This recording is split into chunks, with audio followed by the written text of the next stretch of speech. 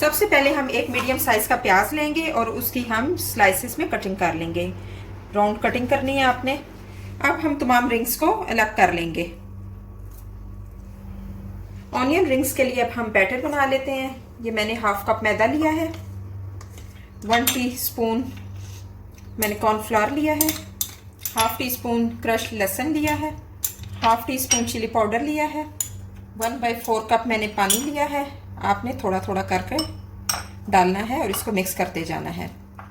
پانی کی اگر آپ کو اور ضرورت پڑے تو آپ ڈال سکتے ہیں. یہ ایک ہم نے پیسٹ تیار کرنا ہے.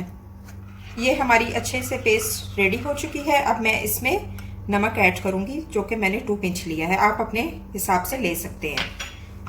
اب میں نمک ڈال کر اس کو اچھے سے مکس کر لوں گی.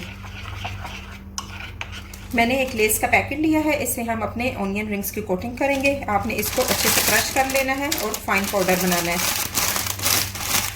ویورز, یہ بہت ایزی سے بننے والی ایک ریسیپی ہے. آپ جلدی سے اس کو تیار کر سکتے ہیں. لیس کو ہم نے اچھے سے کرش کر لیا ہے. اب ہم اس کو ایک باؤل میں ڈال لیتے ہیں. اس سے ہم اپنی آنینز کی کوٹنگ کریں گے. آنین رنگز کو ڈیپ فرائی کرنے کے لیے پہلے ہم اپنے آئل کو گرم کر لیتے ہیں. رنگز کو پہلے آپ نے بیٹر میں ڈپ کرنا ہے. اچھے سے آپ نے ڈپ کرنا ہے تاکہ اس پر اچھے سے بیٹر لگ جائے. اس کے بعد ہم اس کی لیس سے کوٹنگ کر لیں گے. کوٹنگ کرنے کے بعد گرم آئل میں اس کو ڈیپ فرائی کرنا ہے.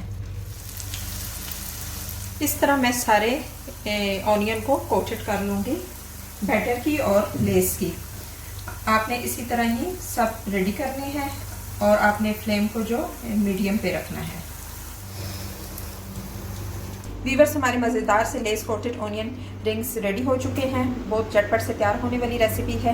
اس کو آپ ضرور ٹرائی کریں. اگر آج کی میری ریسیپی پسند آئی ہے تو اس کو لائک کریں اور زیادہ سے زیادہ اس کو شیئر کریں اور کمنٹ کر کے مجھے لازم بتائیں کہ آپ کو میری آج کی ریسیپی کیسی لگی. اب ملتے ہیں ایک اور نئی ریسیپی کے ساتھ. اللہ حافظ.